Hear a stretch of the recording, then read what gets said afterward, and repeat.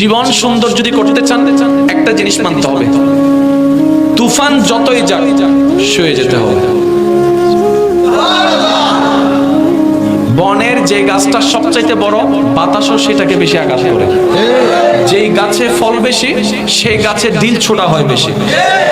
আপনি জীবনে যাই কিছু করুন, রবের দিকে তাকিয়ে নবীর মহাব্বতকে সাথে নিয়ে সব সয়ে যেতে হবে। কেন জানেন? কেউ যদি বলে যে তুমি তো দুর্বল, তুমি প্রতিবাদ করছো না কেন, তুমি হামলা করছো না কেন, আপনি বলবেন এটা আমাদের জগৎ নয়, আমাদের আসল জীবন তো পরকালে জান্নাতে। সুখ আমার এখানে করতে হবে না, আমি সুখ করব কোথায়? জান্নাতে। তাজরি মিন তাহতিহাল আনহার ওয়ালা জান্নাত। আল্লাহ মুমিনদের মুত্তাকিনদের জন্য ব্যবস্থা করে রেখেছে। কখনো এমন কোনো কথা, এমন কোনো কাজ করবেন না যেটা দেখলে, যেটা শুনলে সামনের জন মানুষের অন্তরে আঘাত লাগে। কারণ মানুষের অন্তরে আঘাত দিলে সেটা রব্বে করিমের দরবার পর্যন্ত পৌঁছায় যায়। অনেক সময় জীবনটা পুরো পাল্টায় যায়। সুস্থ জীবন অসুস্থ হয়ে যায়, সুন্দর জীবন অসুন্দর হয়ে যায়। কখনো কাউকে এমন কোনো কথা বলবেন না যেটা তার জীবন চলাকে পথ বাঁধা দেয়। কোনো রোগী দেখতে গেল, এটা আমার একটা ব্যক্তিগত আবদার, কখনো কোনো মারাত্মক রোগের রোগী দেখতে গেল তাকে এমন ধরনের কথা বলবেন না যেটা শুনে তার মনে আরো ভয় ঢুকে যায়। পারলে এমন কিছু কথা বলবেন যেটা শুনে তার মনে উৎসাহ লাগে, সাহস পায়। মনে করেন অনেক বড় রোগী, অনেক বড় মারাত্মক রোগের রোগী, আপনি তার পাশে গিয়ে বলবেন আরে এটা কোনো চিন্তার বিষয় হয়েছে নাকি, কত হাজার হাজার এই রোগের রোগী আছে। আল্লাহ আছে না, দিনকে রাত বানাইতে পারে, রাতকে দিন বানাইতে পারে, এত টেনশন করো কেন? পানি তো পানি, গ্লাস তো গ্লাস, দাঁড়িয়ে খেলে সমস্যা কি? ইসলাম বলে যে দাঁড়িয়ে খেয়েও না, গুনাহ হবে, বসে খাও সওয়াব হবে, বাস এতটুকুই আমরা জানি। কিন্তু এখন এই কথাটাকে আপনি একটু ডাক্তারের জ্ঞান দিয়ে বিবেচনা করে দেখেন। ডাক্তার বলে যে সুস্থ থাকার জন্য পানি খাওয়া দরকার, কিন্তু খবরদার দাঁড়িয়ে তোমরা পানি খেও না, বসে তোমরা পানি খাও। কারণ দাঁড়িয়ে পানি খেলে সেটা তোমার স্টমিকের মধ্যে গিয়ে ডাইরেক্ট আঘাত করবে, আর এরকম আঘাত বারবার হতে থাকলে এটা ফুটা হয়ে যাওয়ার সম্ভাবনা থাকে, যেটা তোমার জান নাশের জন্য কারণ হতে পারে। ডাক্তারের পরামর্শ হচ্ছে দাঁড়িয়ে পানি খেও না, খাইলে তোমার জন্য ক্ষতি। ইসলামও সেই একই কথা বলেছেন, দাঁড়িয়ে পানি খেও না। তাহলে ডাক্তারের পরামর্শের সাথে ইসলামের পরামর্শ তো দ্বিমত নাই। দ্বিমত কোনো আছে? ডাক্তারের পরামর্শ দিচ্ছে কি খারাপের জন্য না ভালোর জন্য?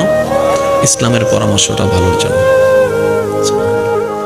আল্লাহ যাদেরকে ভালোবাসে বেশি এবং যাদেরকে ভালোবাসতে চায় তাদেরকে আল্লাহ বিপদে ফেলেন, মুসিবতে ফেলেন, কষ্টে ফেলেন। পারিবারিক কষ্ট, সামাজিক কষ্ট, শারীরিক কষ্ট, স্বামীর কষ্ট, বউয়ের কষ্ট, চাচার কষ্ট, বাবার কষ্ট, অর্থনৈতিক কষ্ট, ব্যবসার কষ্ট।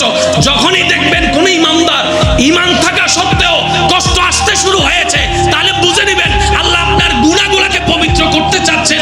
আপনার এই কষ্ট দিয়ে গুনাহ মাফ করে দিবে, আপনার দরজাকে বুলন্দ করে দেওয়ার চেষ্টা করবে।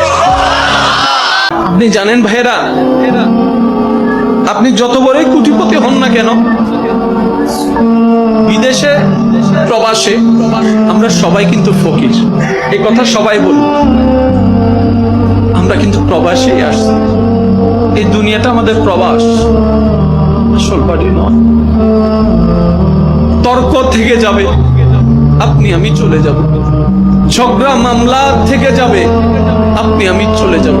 কাউকে বলা কঠিন আঘাত থেকে যাবে, আপনি আমি চলে যাব। ওই মানুষটা যখনই আপনার আমার কথা স্মরণ করবে, মন থেকে আসবে, ওই আটা আমাদের জান্নাতে যাওয়ার জন্য দেওয়াল হয়ে যাবে। তাই শ্রদ্ধার সাথে বলি, হাত রেখে পায়ের মধ্যে আপনাদেরকে বলি, ভাই যাই কিছু করেন মনে আঘাত দিয়েন না, কারো মন ভেঙে চুরমাচুর করে দিয়েন না।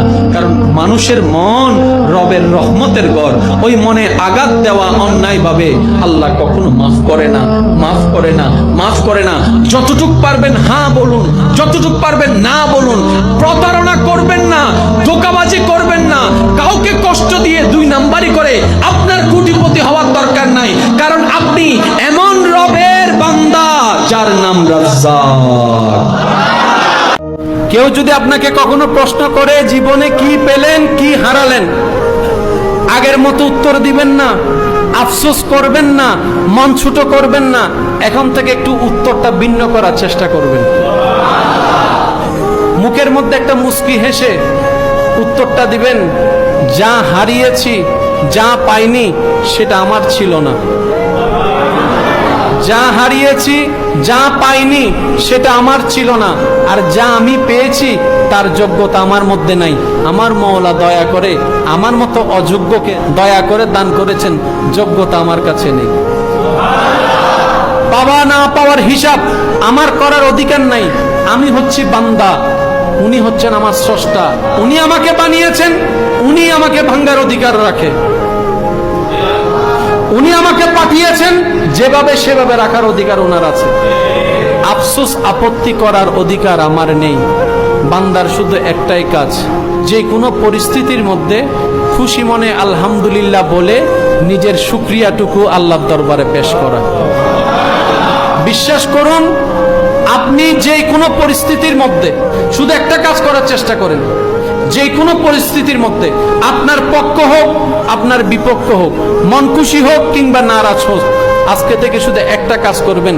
যে কোনো পরিস্থিতির মধ্যে মুস্কি হাসি মুখে রাখবেন, শুধু বলবেন যে আলহামদুলিল্লাহ, আলহামদুলিল্লাহ, আলহামদুলিল্লাহ।